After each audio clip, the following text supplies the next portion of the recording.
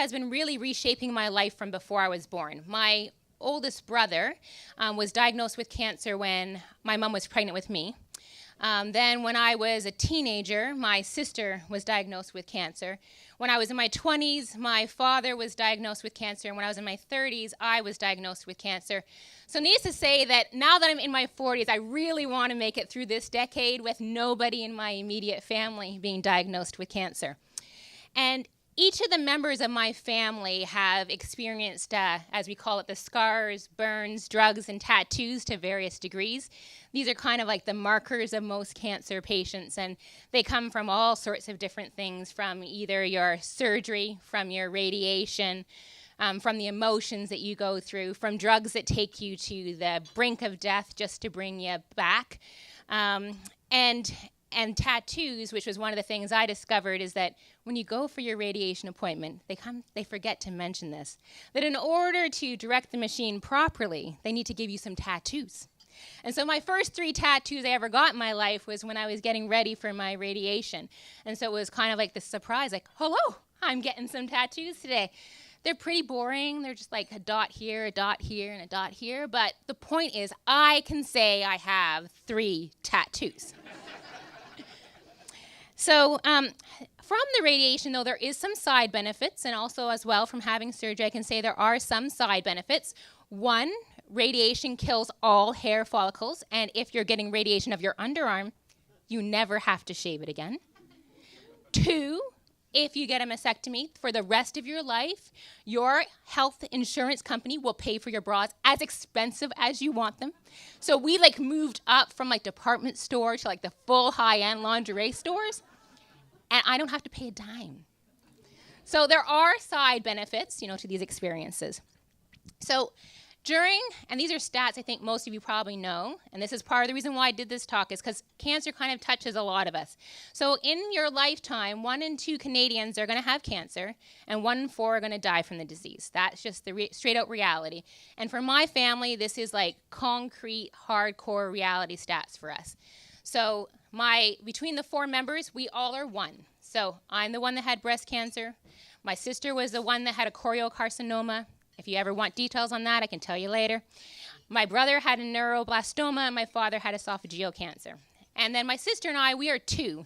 We are the 2 that went into remission. My sister's been in remission for 23 years. It's been very exciting. Myself for 6.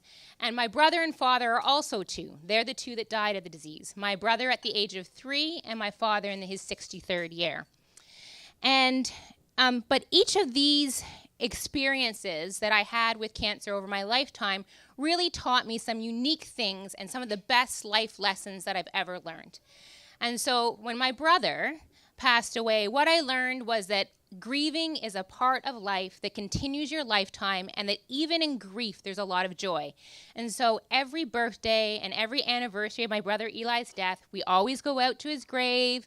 We always talk about stories about him, that even though he was 3, I can tell you all sorts of hilarious things that he would do, even when he was undergoing his treatments. He was really pissed off at my dad. They were making him having his cobalt treatments, so he'd turn his blind eye at him and wouldn't look at him properly. So he did all sorts of really neat, funny things.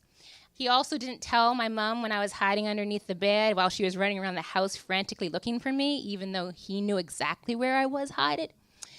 So that's what we learned from my brother, is that, grief is part of life, and it goes on forever, and that's okay.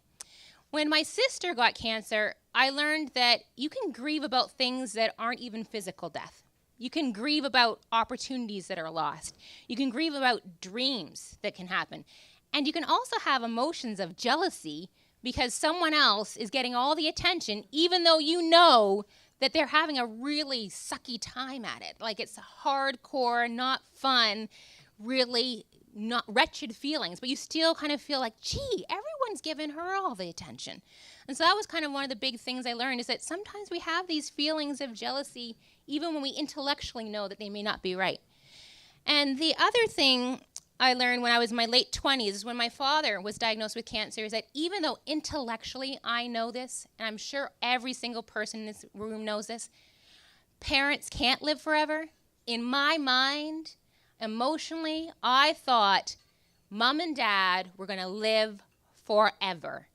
forever and ever. I have a friend who had a mom who was 101 when she died, and she said it was the exact same thing.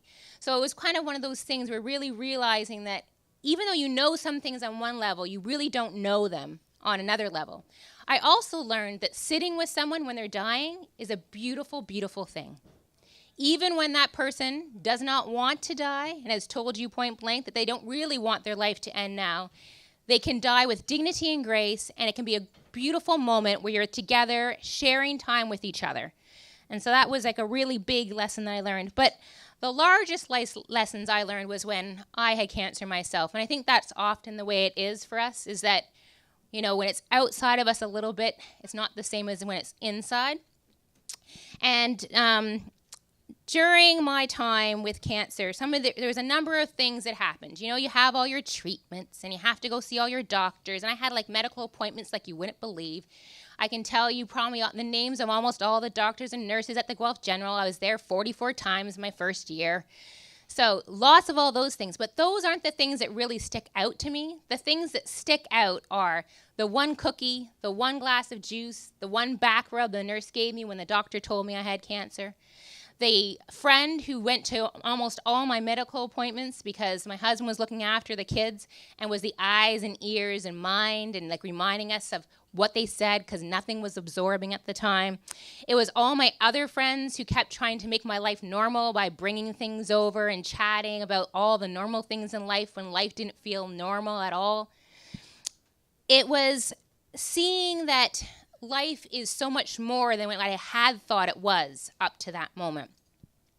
And so at Hope House, all the time we're saying that the opposite of poverty is community. It's like a phrase that we didn't create, that we borrowed from someone who did a fantastic job and has done tons of research. But when I had cancer, that became real. Before that, I don't think it really was concrete, solid, and real to me what that meant.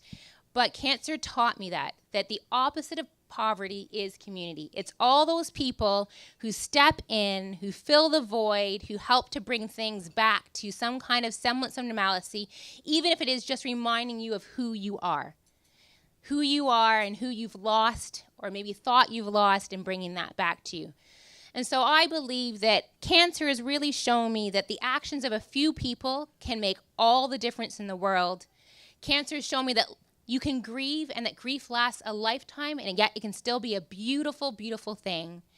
Cancer has shown me the depth of love that each person can have for each other and how that love, you may have known it was there, but you didn't truly, really know how deep that love was until you saw them demonstrate it to you when you were not at your best. And anybody who wonders if I was not at my best, I was in a chemically induced menopause. I was not a pretty happy person sometimes.